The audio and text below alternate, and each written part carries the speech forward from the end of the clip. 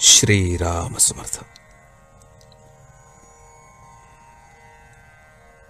अभिमान बाळगू नये, निंदा करू नये.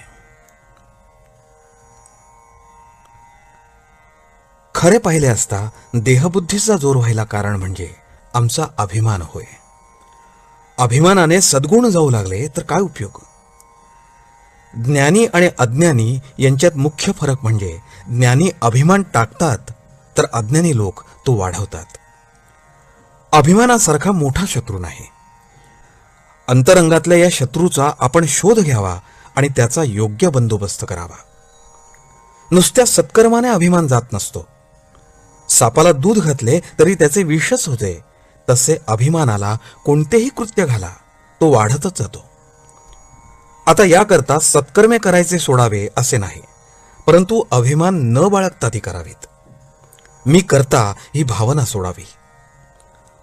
अभिमान हा बारशाला आपल्याबरोबर येतो आणि 12व्यापर्यंत आपल्या जवळच राहण्याचा प्रयत्न करतो. म्हणून नामरूपी अंकुशाच्या योगाने त्याला वेळीच हुसकून लावणे आवश्यक आहे. आपल्या अंतःकरणामध्ये निंदेची घाण आहे म्हणजे आपल्या विहिरीमध्ये खारट पाणी आहे. समजा वरचे खारट पाणी काढून टाकले आणि जास्त खोल खणले तर एखाद्या वेळी गोड्या पाण्याचा झरा लागण्याचा संभव आहे. मग त्या विहिरीचे पाणी गोड होईल.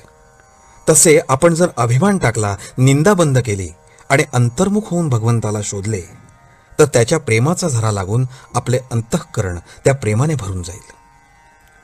आपल्याकडे अशी म्हण आहे की जे आडात आहे तेच पोहऱ्यात येते. विहिरीमध्ये जर खारट पाणी असेल तर तेच पोहऱ्यामध्ये येणार हे जसे खरे, त्याचप्रमाणे आपल्या मनात जे असते तेच बोलण्याच्या रूपाने बाहेर पडते.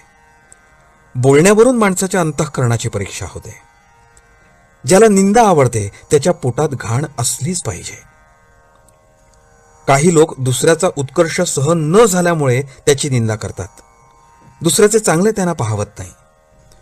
काही लोक दोष आपल्यावर येऊ नये म्हणून दुसऱ्याची निंदा करतात.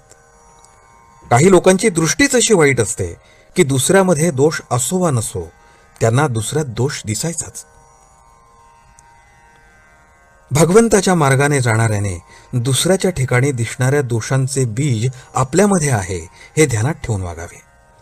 त्याने दुसऱ्याची निंदा करू नये आणि आपल्या सामर्थ्याचा वा गुणाचा अभिमानही बाळगू नये.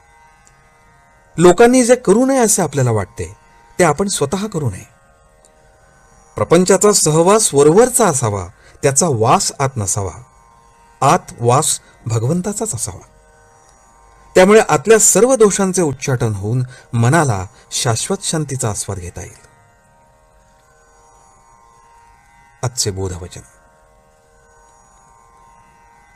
दोष सांगणे आणि बोलणे हे हीनपणाचे लक्षण आहे. जानकी जीवन स्मरण. जय जय राम.